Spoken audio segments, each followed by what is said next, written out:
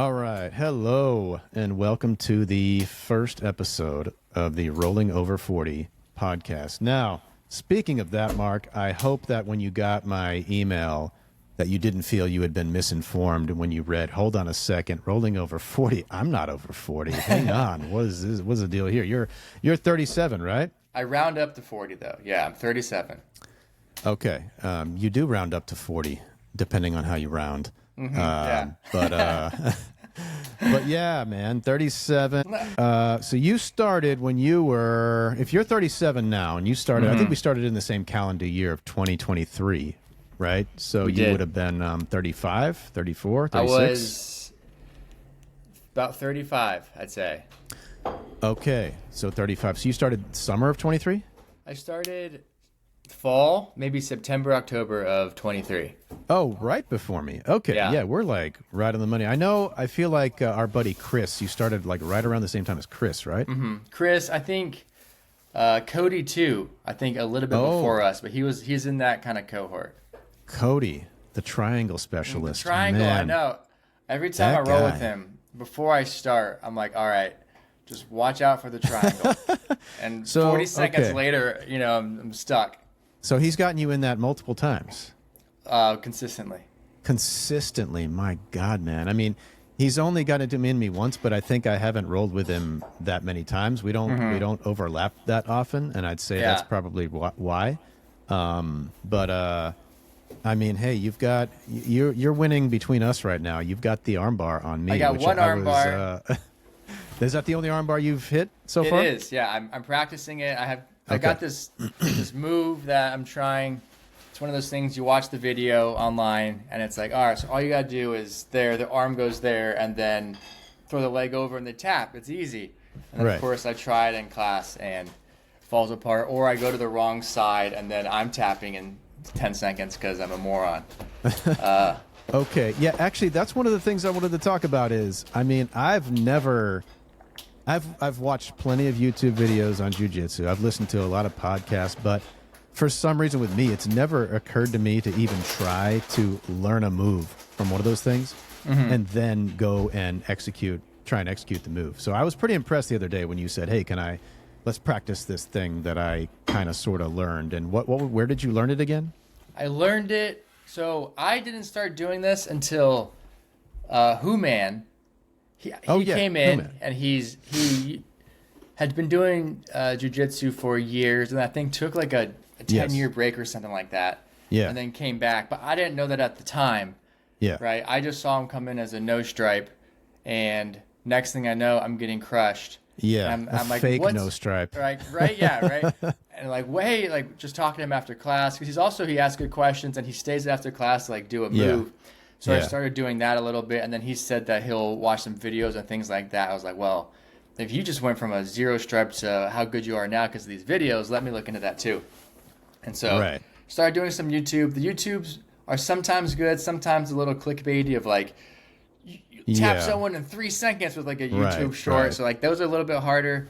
So it does take a little bit of like the longer videos, a little bit more focus. But I have a membership to it's called Grappler's Guide. It's like a Okay. Is it a blog or a YouTube a- thing or? it's a website, and the guy has hundreds of maybe thousands, but at least hundreds of videos across different topics. So it'll be like a closed guard topic. It could be like a spider topic. It could be sweeps. It could be whatever it is. And then Okay. within that topic, all kinds of videos. I see. So the one you were trying last week, that armbar thing, I mean, yeah, again, I was impressed that you even tried that. Like, that's something that I haven't tried yet. It's probably a good idea for me to, give it a shot. Let me see if I can watch a video and try to do that move next week or something. Because it's so common, like you said, Who-Man, but oh my God, the number, especially when I started, I'd be tapping, and then I would ask, what was that?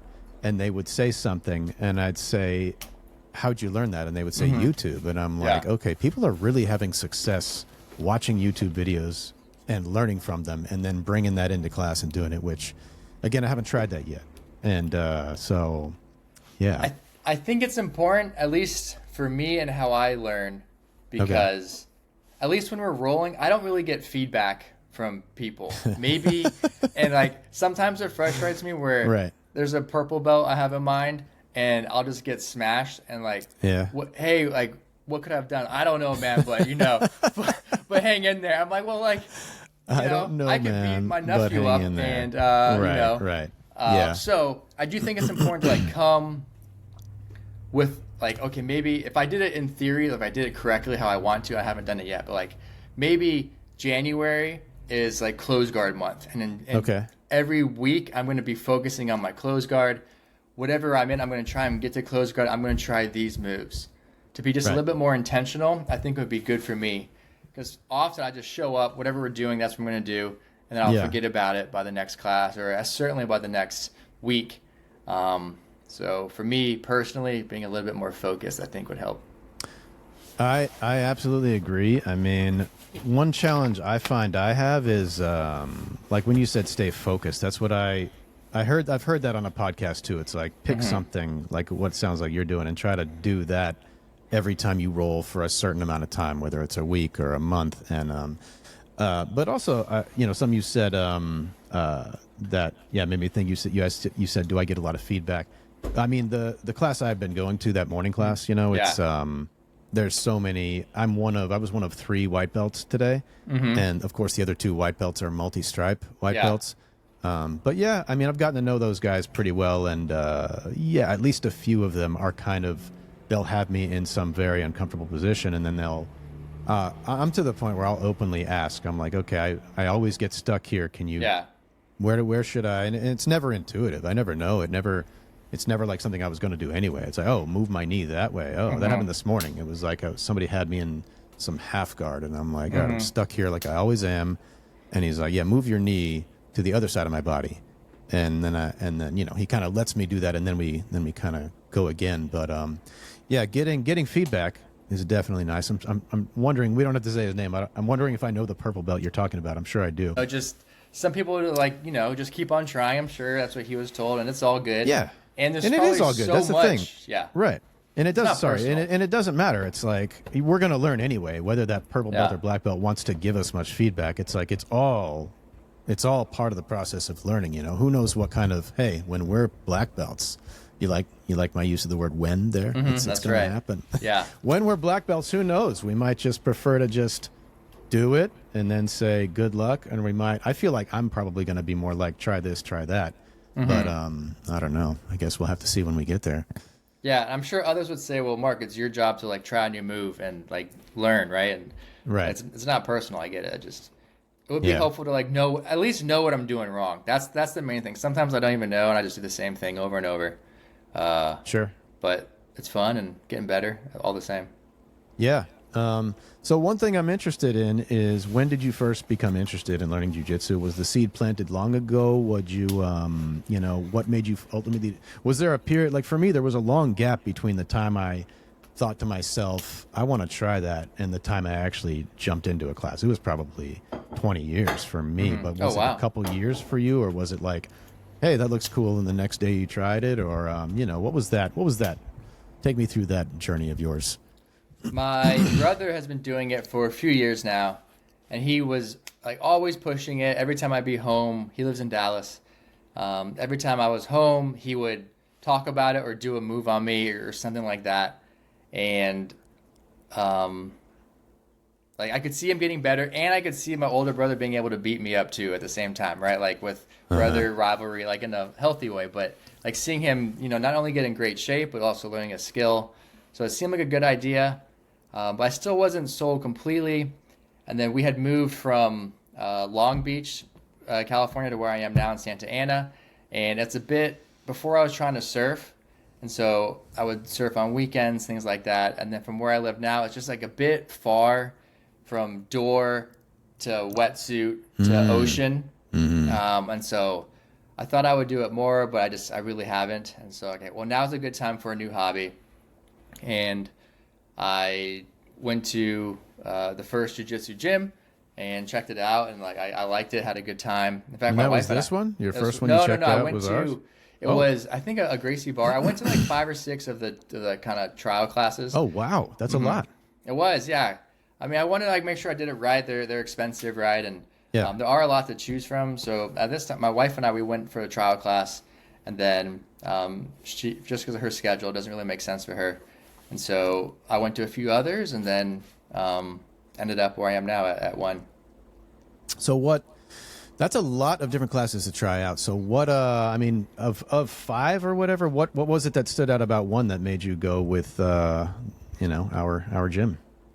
It seemed like certainly the most professional, like run, like it's very clean. The professors were excellent. The people that I met, the people in any gym were all super friendly, but it just seemed like the most well-run operation. And then the timings were good for me. So they had the morning as well as the evening classes. And I did like, a couple of gyms do have this, but I did like that they have the fundamentals course at night. And I wanted some sort of intro beginners class, since I had never wrestled in high school or anything like that. So I'm coming in fresh, and I wanted some sort of basic class. I see. Interesting. Yeah. I mean, I never demoed another gym. I just it's different when you have kids, and they're the ones that kind of do the trial classes for you. So a couple years ago, it was actually during COVID. They started during COVID, but not at one. They started at a different one in Santa Ana, and we liked it. It was great. It was just it was way smaller. And then they and I had thought about it then too. And this was COVID. This was 5 years ago. So I was really interested then. I'd thought a lot about it, and I'd see, just like with the kids at our gym, it's like my class, I would take my kids, and then I'd see the grown-ups coming in for their class. And even then I was like, what am I waiting for? I really need to try this out. And it's interesting you said surfing too, because that was my main hobby for a number of years. Yeah, in my 20s. Really? So 20 years ago I was really into surfing, and I was going every day. And it's an awesome sport, and I highly recommend that you don't give it up entirely. I still try to get out there, but I mean, when something you said stuck out to, when you said like you got to go from here, the wetsuit, the beach, it's like, that's what I don't surf as much anymore, just because it takes forever for me to get there. And when I get there, I'm competing with so many freaking people in the water that are way better than me, that I'm not even guaranteed to get an awesome ride, but I'm definitely guaranteed to get smashed if I go to Jiu-Jitsu. And for some stupid reason, there's this satisfaction, even in just getting absolutely crushed. Yeah. There is, I hear you. It's like the physical exertion, you're trying your hardest against someone else. And, sometimes we win too, right? So there is that good feeling. And I've heard it, I think it's commonly referred to as like human chess, and I'm still playing human checkers, certainly, but like there is like, okay, well, this guy, like his balance is now off. I now know that I can do that, right? And so that's just very basic, but I do like that of, now that I know a little bit more, of course, which I know very little, but what I do know, there are a couple of things where I'll see a weakness and I can at least try a different move or try a different attack. Nice, yeah. I mean, for me, I'd say that happens once. It still happens so rarely that I see some sort of weakness, and I'm like, ooh, let's do that. I mean, I feel like the last time I even put somebody in a submission and made them tap it's been months. I mean, given I did take the 2 full months off for my rib injury in October to December, so I've only been back like a little over a month, but still, it's so rare that I am able to, put somebody in a position where they have to tap. I mean, I almost had it this morning. I thought, or maybe he was just being nice. I had a Kimura, I had it locked up with both arms, and I was connected here from guard, and I am trying to crank it, and it turned into a sweep, which was cool. I was on mount, but then I couldn't finish anything from there, and it's like, I want the damn finish. You know what I mean? I also am not good at mount, but I think others would say you're 90% there. It's just a few tweaks, and then like you'd be submitting, but unknown unknowns at this point. Right. Well, on that note, so you're practicing that arm. Oh, how many days have you trained this week so far? Have you gotten in there? This week is 2, and a good average week's 3, good week's 4, bad week's 2. It'll only be probably 2 this week because we have friends coming to town tomorrow. So it'll be a 2 week, but hopefully next week will be 3 or 4. Okay. Yeah. So, man, enjoy not having kids yet. I know. I mean, it's awesome. There's many awesome things about it, but Yeah. being able to train pretty much when you want is something that becomes more complicated when you have kids. So I've heard. Yeah. So yeah, the last 2 weeks here for me have been essentially ruined because here's the thing. At least the way it works in my family, if one person is sick, I can't train. Like, because if my wife's sick, I can't train because I have to watch the kids and she can't. Right. If one of my kids is sick, I can't train because my wife had to watch the sick kid all day, and then I get home and now it's my turn to watch the sick kid. So one person is sick, I can't train. It does kind of suck. So yeah, these last 2 weeks, I was planning between last week and this week, my plan was to train at least 7 or 8 times, and I've trained twice. You know what I mean? Which is, I'm not complaining because I trained this morning, thank God. But I mean, even that was like, I had to like really, really work to make that happen. So, yeah, it's a whole different ball game. But I mean, you've got guests coming in. There's always challenges in getting into train. So as someone with no kids yet, what are the main challenges for you in getting into train? Like, how do you balance it with your other life responsibilities? You know, work, being married, all that. It's not. I mean, to do 2 or 3 times a week is pretty okay. Fortunately, I see the hardest part is the time of the beginner's class, which is 7:45 to 9:15. Right. Fortunately, my wife's super flexible, but that is like prime family time, right? Yeah. So I can do, like, I mean, two is fair, and then a Friday and a Saturday, so that becomes 4. So I'd say the toughest thing is like an evening class. It is prime family time, and then I can do 2 days consecutively. 3 days consecutively, my body certainly hurts. So. Oh, okay. So you'd say it's you would do more if it weren't for, like, if your body could handle it, you would do more? I don't know. I think 3 to 4 times. I don't think I wouldn't ever do 5. Okay. But I just like mix things up and, have other stuff going on. But Right. 3, I think 3 to 4 is super. Even 2 to 4 is super healthy. It just depends on how things are going. Yeah. But I'd say the hardest part is physically. Beyond 3 is okay. Beyond 4 and plus gets tough, and then just the time. Right. Yeah, man. Scheduling, it's always challenging, but also, can your body take? How many days a week can a physical body take? Enjoy your youth, Mark. You probably don't hear that much as a 37-year-old, but not as much as I used to. I do also think, though, that because I'm still at this point where, again, I think all white belts do it, but I certainly try and strength my way out of stuff. right. I'm much more strength than technique. So I think were I better, were I more focused on technique, that would probably stress out my body less, and I could do it more often. So at that point, maybe 4 days would be fine because I have the time. But right now, 4 days is tough because my body hurts because I'm trying to like bench press someone off me instead of being a little bit more technical. Right. Man, learning those little skills, right? It's like, I don't know if you feel this way. One of the things that I kind of what's always in my head is it's like, if I roll with a blue belt or a purple belt or whatever, let's just start with blue, right? If I roll with a blue belt who is worlds ahead of me, as they all are, it's like, I don't know. There's a part of me that always feels like, okay, when I'm a blue belt, let's just put it as a when. I'll be a blue belt one day. There will come a day when I'm wearing a blue belt. Like, it's hard for me to believe that I'll be as good as that guy as a blue belt when I'm a blue belt. It's like, is that even, that's my mind. I'm like, yeah, in my mind, I'm always like, yeah, but it's me. I mean, it's different for me because I suck. I feel like I suck uniquely. Like, we all say we suck, but it's like, for me, it's like, I don't know if everybody does this, but I do this. I'm like, yeah, but I really suck. Like, maybe he says that, but I mean, blue belts say I suck. And it's like, you don't freaking suck, man. Are you kidding me? So I don't know if those thoughts go through your head about just like, if I'm wearing that blue belt, I really better be a blue belt. You know what I mean?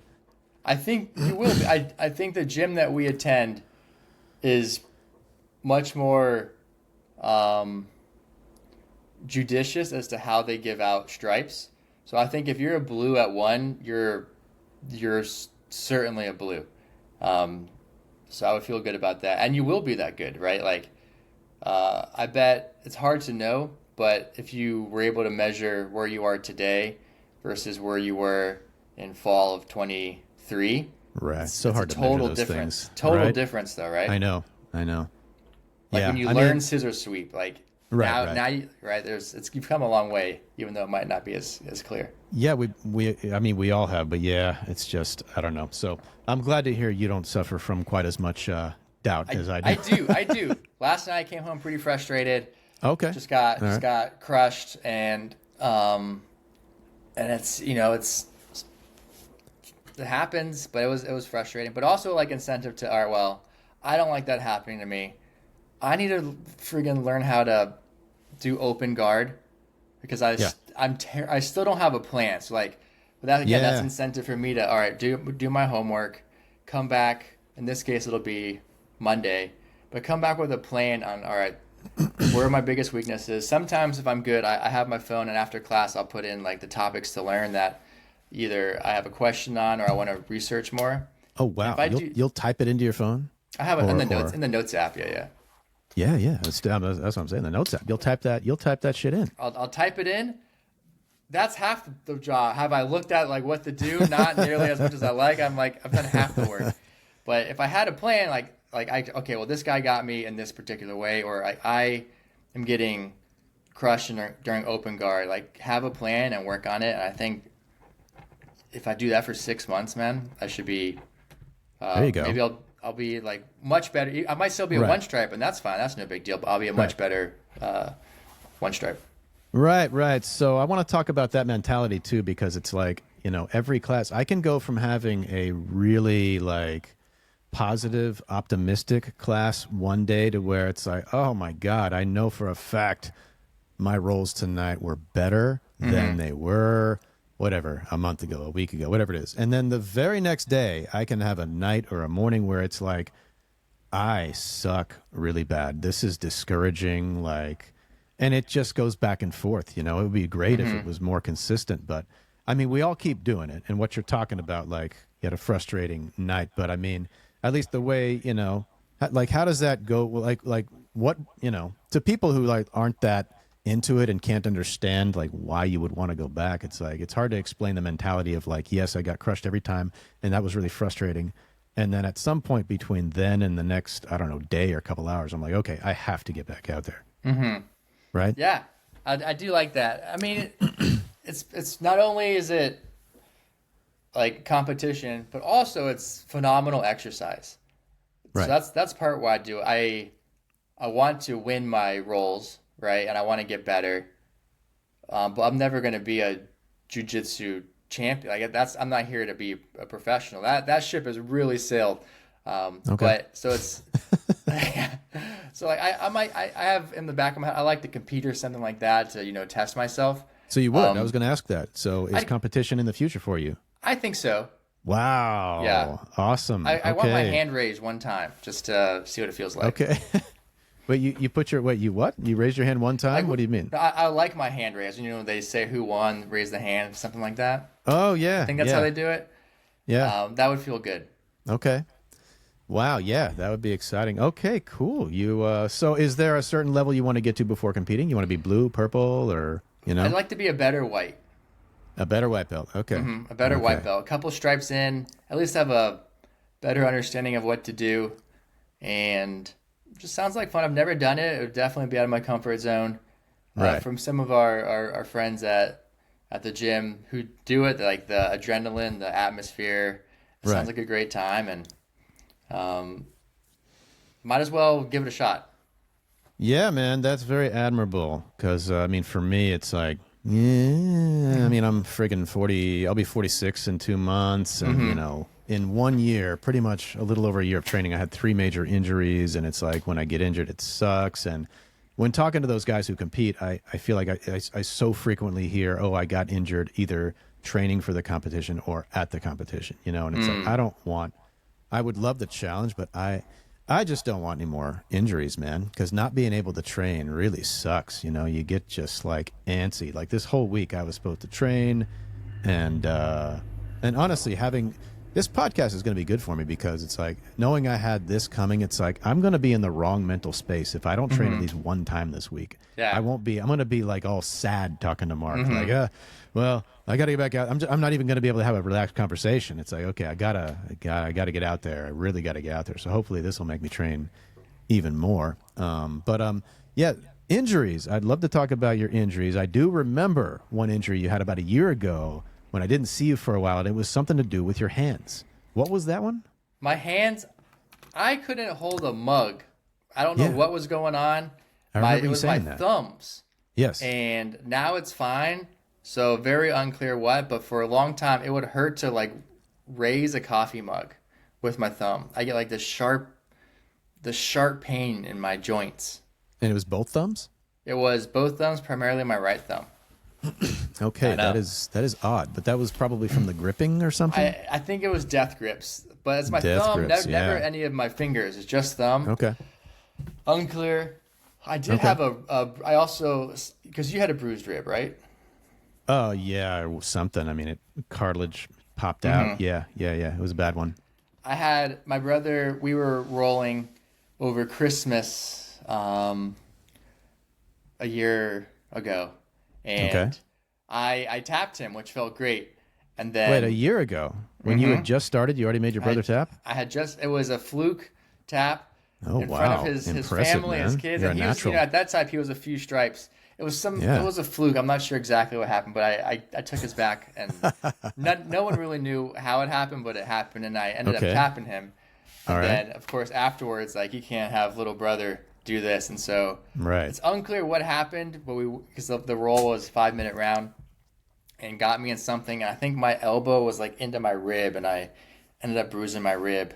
I had to go to the hospital. Oh, did it pop out or anything? Like, it didn't pop out, but wasn't sure if it was broken or bruised. Fortunately, bruised, and I got that little bump now, like it just sticks out. Okay. And I don't know what it is. Like, you can't see it. I'm gonna rub my rib, like you can see it, Yeah, but it's you okay. can't see it. And it doesn't hurt anything. Now it's totally fine, but there's just a memory forever, I guess. Right. So hold on. Are you guys in gis on a mat, or are you in the we had living these- room? No, Oh, we're okay. so outside, and it's Dallas, so it's it's crisp but not freezing. So we're outside, and my brother has these mats that he got probably on Amazon or something. And they look like little puzzle pieces, and they all kind of stick together. Right. And it's like a black, I don't know, maybe a type of foam. Yeah, right. And okay. we do that, and they work great. Oh, really? So do you roll with him whenever you visit? We do, yeah. No kidding. Good for I go to you. his gym a couple times. His gym's super nice. They'll let me train for free. Just show that up. is nice. Yeah, and it's great. What's it like? Like, what's different about that class? Like, would you say, like, when you're there and you're experiencing one of their classes versus when you're at our gym experiencing one of our classes? What would be like the main differences you would say? His gym, I'd say, is more similar to the gyms that I would when I did the kind of the tour of the free classes or the intro classes. Right. Where you kind of show up, you roll immediately if you're a newbie. They'll do Hold on. What do you mean roll immediately? There's no warm up and drill. Is I'm sorry. Like, you roll immediately. Like, it could be your first day, but you're gonna roll at the end of class. Okay. Yeah. Yeah, that wasn't clear. So it was that approach where you come in, you might stretch or do some sort of exercise, and then you have a lesson for the day, and then you roll. So that part was very similar to what we do. The differences are, again, it's just a little bit more structured and professional. We have more teachers, which I like, and I'd say to complement that, our class was much larger. At one. Yeah. Oh, our class is larger at one. Mm-hmm. Yeah. I mean, it varies so much, though, right? It does, yeah. So similar approach, just maybe a little bit more structured. We're at one Jiu-Jitsu. Okay. Interesting. So injuries. So you've had that rib, and you've had the weird thumb thing. I've never heard anybody getting the thumb thing. I got by the way. weird You're thumb the thing. only one. It's a medical mystery. Unclear what it is. And so it just resolved itself. You never had to do anything. I had I don't know the word. A brace. A brace. Yeah, I had a brace. I remember you wearing some funny looking thing. Some funny brace thing that I would take it off, I think, to roll because it was plastic or it might have hurt. And it worked, and I don't know what happened, but 100% back at it. Interesting. All right. You didn't have to do anything to resolve that weird thumb issue. Okay. No. and then you had the rib thing with your brother. And is that it? Does that sum up your injuries? If so, that's pretty good. That is it. I mean, as far as injuries go, yeah, that's it.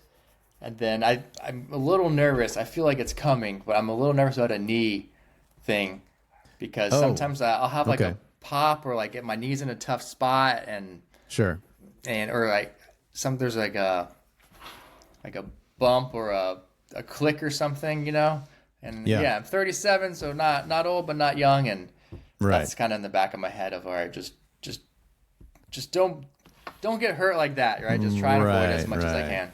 Just try to keep your kneecaps in place, Keep my kneecaps in place. There is that move where if you have a knee across their chest, Professor Wellington, there's one direction where if they go in a particular direction, you have to give the knee up, otherwise your knee will twist.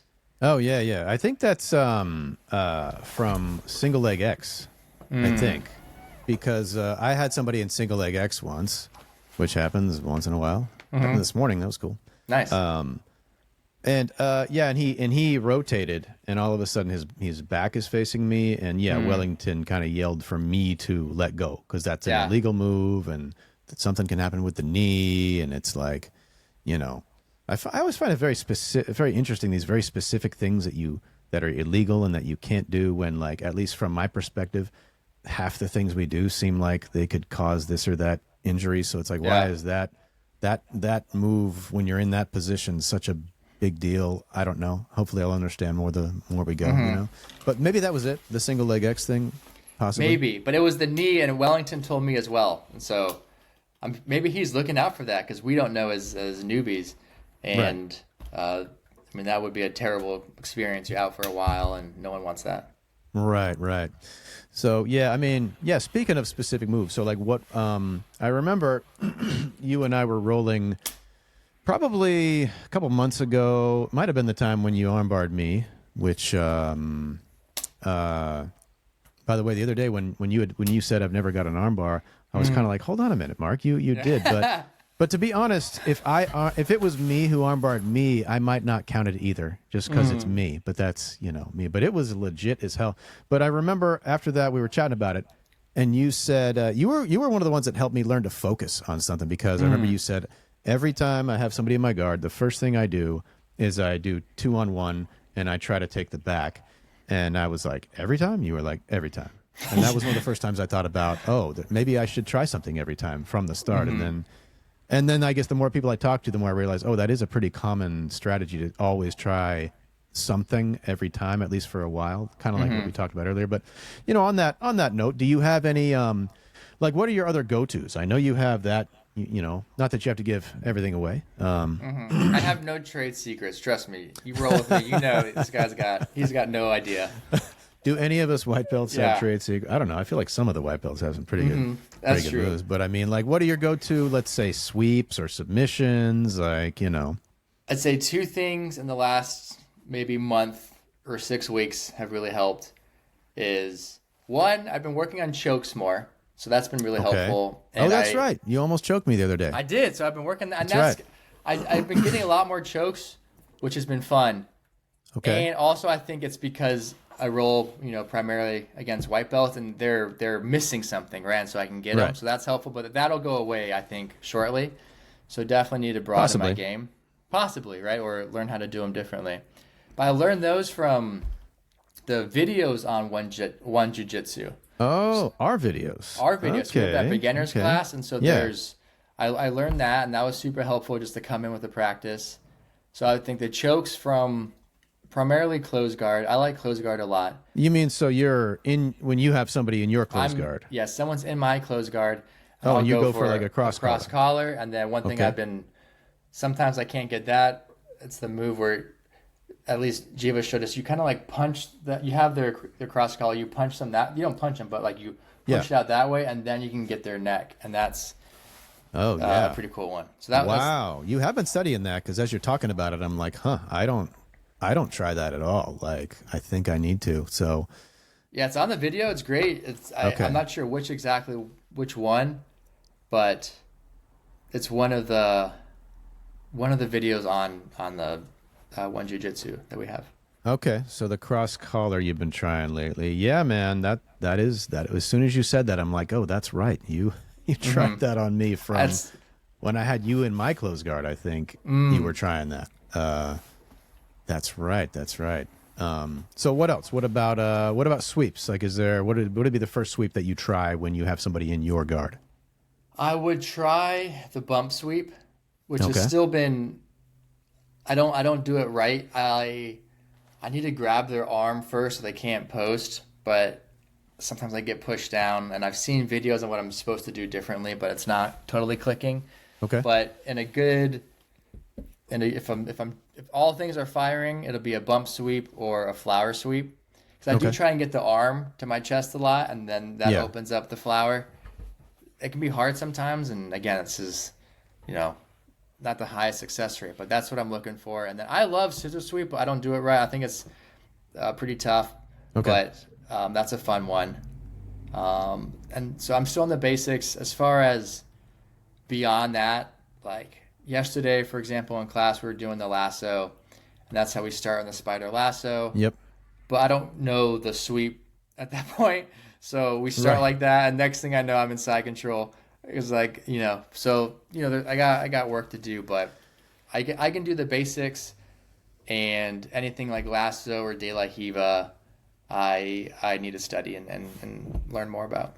Oh yeah, I would agree on those two for sure. It's like all week. Sometimes I'm sitting there when we're learning something, and I'm like, okay, like this week, what are we doing? We did this morning too, and last week the spider lasso, right? Yep. It's like, okay, here I am. I'm on the bottom. I've got this guy in the spider lasso, and everything we're focusing on is if I'm the other guy trying to get out of the spider lasso and all the different passes and whatnot. Mm-hmm. But it's like, first of all, I've never put somebody in a spider lasso. I don't think, or maybe once. Yeah. Second, if I have somebody in a spider lasso, I don't have the first clue of what to do with that spider lasso. Like, let's say I get a perfect spider lasso on somebody. I don't know what to do from there. And I also find one of the hardest things for me is it's like when we're learning something in class during the drill, it's like we start, starting here. It's like, okay, I can't even get to that spot. It's like it starts when you're here. And now let's learn from there. And it's like I can't even get to that starting point. Like the thing, I was telling you about a little bit earlier with like the Kimura, the step one of the Kimura is getting that somebody's hand kind of on the ground when Yeah. they're in my guard, then going from there. And it's like, I can't even 9 out of 10 times can't even get to that damn first step, the very first step, which is something we don't really go over that often. And I don't know if that's just, I mean, it'll just come with time, obviously, but you know, Trust me, I'm on your team. I think it comes with time where maybe you can't get their hand on the ground, right? And I yeah, think once we're a little bit better, that will switch on. Okay, well the plan B is because I can't get his hand on the ground, but maybe I have his wrist. Now I can right, do this other move. right. We just don't know that other move yet, right? So we're just trying Right. trying to force this Kimura. At least that's what I do. Um, Right, right, right. Yeah, I think what you're saying is really true because I keep forgetting it until you said it right now. It's like you hear it from so many of the higher belts, which is so many of the submissions or so many of the moves you get. It's a reaction to what the other person did. It's like if you go in, even though we want to try to get that triangle, let's say, or the Kimura, it's like all those things are going to they're gonna happen because you kind of naturally fall into it and recognize when to use it, which I think that's one of the biggest challenges of this sport is it's like it takes so long to recognize when to try that move or that move. And it happened recently to me actually where it's so rare, but I was with a newbie and I wasn't he was like destroying me even though he's a newbie. You know the guy. He's very strong even though he just started and he's frankly, I'll say it, he just started and he's better than me already. I know Which who is you're talking embarrassing. about. Yeah. And I mean, I had him in a triangle suddenly. I wasn't even thinking triangle. I was just like, all of a sudden, and I didn't even think it before I closed my legs, but I closed my legs. And then I thought to myself, oh, this is a triangle. Yeah. But it just kind of happened, That's probably the first time anything has ever accidentally happened that was good in my whole career. But I Yeah. think that's what a lot of it's about is that stuff just kind of starts to happen, or at least that's my hope. Don't get me wrong, I didn't finish the triangle. There was no submission, but Yeah. the fact that I even had it and I recognized it and I was able to hold it for like a good maybe a minute almost, to where he Oh, couldn't get dang. out of it. And I was like, probably less. But I mean, that was one of those moments where it's like, oh, hey, that's a triangle. But it ended there. And then, you know, That's progress. Like that's the yeah, goal, right? right. I mean, one thing I think, at least I forget when I come with a move, is this other person also is trying their hardest not to go in that triangle or not to get armbarred or not to get choked. Right. And that's a factor to consider as well. Yes. I do have another question that I'll probably be asking all my guests. That's the plan is, what advice do you have to people out there listening who are thinking about starting jiu-jitsu? They haven't done it yet. They've been listening to podcasts. They've been listening to Jocko. They've been reading blogs, and they've been wanting to do it for a long time, and they haven't bitten the bullet yet. What advice would you have for those people? I would say, first of all, there's trial classes everywhere. So Right. you can go give it a shot. It could be free or it could be $20. Some gyms will have like a whole week pass. And I would just give it a shot and know that you're gonna get beat up. It's not gonna hurt, right? You're gonna be fine. You're not gonna get a black eye, but you're gonna lose, and sometimes you're gonna win too. And it's like a phenomenal sport, phenomenal exercise, and I think you test yourself along the way as well. Yeah, that's a really good point, man. That's one thing I never thought about too. Like, cause when I remember my very first trial class, I literally had 20 years of anxiety going into that class because I'd been thinking about it for so long. And it's like, I can do trial classes all over the place until I am comfortable. That's something I never thought of, but part of that's because when my kids started going to one, I'm like, this is the spot. Yeah. I don't want to try this anywhere else. I really like the instruction here, the people, everything. So I think that's really good. That's really good advice. Anyway, I think we can. What would you say if I can ask you back? What would you say? Yeah. Pretty much the same thing. It's like, and you reminded me of something Wellington said to me, which was, those first few lessons. Here's another thing I could tell somebody would be the first few lessons, you don't do a live roll. You, at least at our gym, they take you off to the side and they kind of teach you some basic things, but you don't go live until like your fifth or sixth time there. And even then it's under, a little more supervision and, and something Wellington told me during that time when I was still, before I had gone live yet, and I was nervous. I knew that day was coming. It was imminent. And I was like, I had so much anxiety. And Wellington said something to me. He was like, I mean, what's to be nervous about? If something hurts, you tap. If something hurts, you tap. That's it. And then it's over. It doesn't hurt anymore. You won't get hurt. And that, and it's like I knew that. But just hearing him say that out loud, really really calmed me down. Yeah. So One thing I like about that too is it just reminds me the whole sport is so, I guess maybe any sport, but especially jiu-jitsu is so relative. Like sure. the most senior person who you admire and look up to, they were a zero stripe wipeout at one point in time, and they got crushed, right? And no matter who you are, you're gonna get crushed. It's like a part of the process. It's what makes you better, and there's no shame in that at all. It's gonna happen, and it makes you better. Right, man. And you reminded me, I wanted to talk about that too, because it's like whenever I hear a higher belt say the phrase "when I was a white belt," my ears Yeah. hear that, and and I tell myself, "Shit, that guy was a white belt." That's right. But even still, my stupid mind, my self-doubting mind is like, yeah, but there's always the disclaimer for me, which is, yeah, maybe, but they didn't suck as bad as I do now when they were a white belt. I'm a worse white belt than they were. I always tell myself that, and I'm glad you don't do that to yourself very much. But I do it a bit, but there was a time when Jiva didn't know what an armbar was, and now his nickname was the Arm Collector, right? So like, there's a growth, right? Yes, and we're all kind of on our own path at the same time. absolutely, man. Well, we've done 45 minutes, man. It's been absolute pleasure, Mark. Thank you so much for doing this. This has been great. I've had a great time. Same. And take care, and we'll do this again sometime. Thanks for having me.